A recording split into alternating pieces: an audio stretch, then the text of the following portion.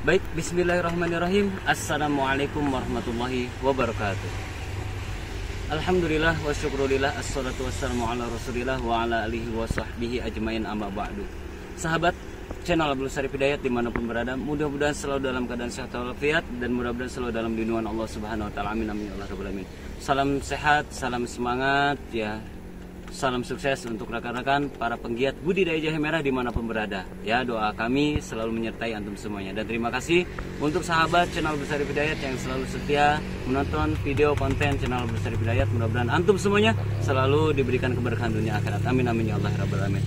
Kali ini saya berada di lahan budidaya jahe merah di Media Karung ya, yang keadaannya luar biasa ya, sangat mengharukan sekali ya. Keadaan jahe merah di sini terjangkit penyakit yang namanya Helminthospirium ya, Helminthospirium ataupun biasa disebut dengan bahasa Indonesianya adalah bercak daun. Ya Allah ya Robbi ya, gimana ya rasanya, seperti tersayat-sayat hati kita ini ya. Tapi insya Allah ya, Allah yang berkuasa, Allah lah yang memiliki keputusan. Insya Allah kita akan ikhtiarkan, kita akan menyulap ya seluruh tanaman di sini. Insya Allah kita akan ikhtiarkan, kita akan maksimalkan untuk menyulap agar hijau, agar subur kembali ya. Sesungguhnya ya, agama Islam ya tidak pernah jauh daripada hakikat doa, usaha dan juga ikhtiar semangat yang luar biasa. Ini merupakan salah satu yang mungkin mohon izin, keduanya adalah kita libatkan ya, kita libatkan di dalam kehidupan kita. Jadi usaha, doa, ikhtiar itu merupakan salah satu hal kewajiban bagi kita ya, seluruh umat muslim untuk ya memperbaiki apa yang memang harus diperbaiki. Kali ini saya berada di lahan yang sangat ya mengharukan sekali. Ini luar biasa, padahal batang-batangnya nih subur-subur rekan-rekan ya, batang-batangnya subur-subur ya, luar biasa sekali. Akan tetapi ini daunnya, mohon diperdekat Kang Madu ya, ini bercak daun ataupun biasa disebut Helminthospirium. Nah, insya Allah ya, kedatangan kami di sini juga akan berkombinasi atau berkolaborasi dengan rekan kita, sahabat kita luar biasa yang pemilik lahan ini. Insya Allah kita akan sama-sama menanggulangi penyakit Helminthospirium ini dengan cara insya Allah ya. Maka dari itu rekan-rekan ya, sebagai makhluk hidup pasti ada sakit ya, bahkan sampai mati seperti itu ya. Mohon izin ya, kullu nafsin za'iqatul maut ya, bukan hanya manusia tapi tanaman juga akan mengalami kematian. Maka dari itu kita sebagai manusia diberikan akal pikiran, kita harus memperbaiki semua ini ya. Bagaimana caranya? Jadi insya Allah ini karena ya kelembaban. Pertama, kelembaban daripada suhu yang ada di lahan ya, kelembaban yang pertama. Yang kedua, curah hujan ya, intensitas curah hujan yang sangat luar biasa. Jadi dihajar bertubi-tubi nih. Benar sekali, kemarin kita mengalami musim hujan yang sangat luar biasa sekali. Kadang kami bertanya juga kepada beliau, memang di sini sering musim hujan ya seperti itu, dan hujannya di malam hari. Luar biasa sekali. Dan juga nih ya, mohon izin para net ya, kami himbau untuk siapapun rekan-rekan pembudidaya jahe merah ketika di umur generatif, mohon izin generatif 5 bulan ke atas ya, masuk ke 5 bulan ke atas, kalau bisa jangan pakai paranet ya, karena kita membutuhkan cahaya yang sangat luar biasa di saat masa generatif agar perkembangbiakan rimpang ataupun tunas itu ya lebih efektif dan lebih efisien rekan-rekan ya. Dan juga rekan-rekan yang perlu kita ketahui adalah selain cuaca, juga banyak sekali di sini serangga-serangga ya. Serangga biasanya dia nemplok di sini nih ya, nemplok di sini, dia bermain di sini sehingga semakin nyaman sekali ya serangga-serangga tersebut yang menularkan penyakit antara satu sama lainnya. Kalau satu kena penyakit itu bisa jadi ngerembet. Lihat saja rekan-rekan, ini ngerembet ya, ngerembet ini ya. Seperti dalam peribahasanya su'ul khuluqi yu'di, kejelekan itu pasti menular. Nah ini menular ya rekan-rekan, ini menular. Insya Allah hal yang bisa kita lakukan adalah kita memantapkan fosfor ya, nitrogen, dan juga kita memantapkan ZPT. Ingat ya, kita juga bisa menggunakan trichoderma ya. Trichoderma itu adalah untuk mengembalikan biologis tanah ya, biologis tanah, karena di dalamnya banyak sekali ya racun-racun. Apabila terjangkit seperti ini pasti di dalam ada racun rekan-rekan, maka rekan-rekan bisa menggunakan trichoderma ya. Seperti itu. Apa manfaat daripada trichoderma tersebut dan bagaimana cara pengaplikasiannya? Baik ya rekan-rekan, sebelum kita mulai, kita kenali dulu poin-poin penyakitnya. Bisa jadi karena hama, kekurangan unsur hara, ataupun jamur rekan-rekan.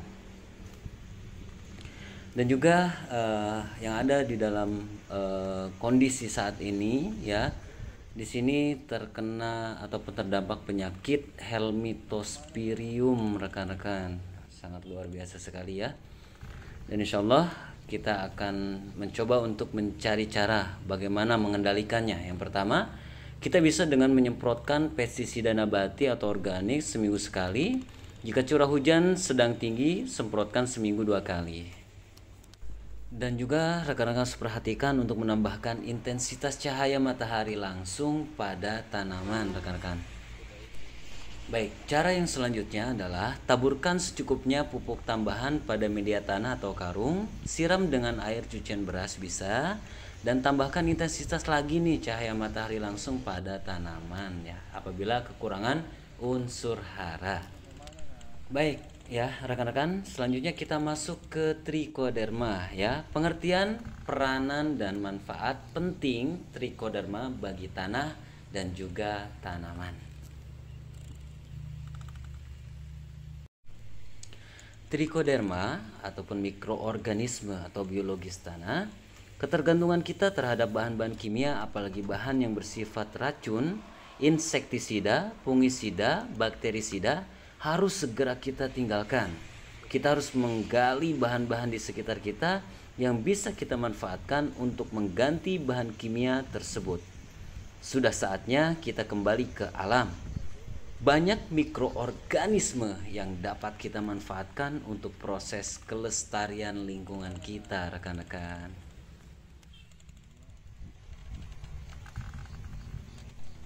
Baik, salah satu mikroorganisme fungisional yang dikenal luas sebagai pupuk biologis tanah dan biofungisida adalah jamur Trichoderma sp.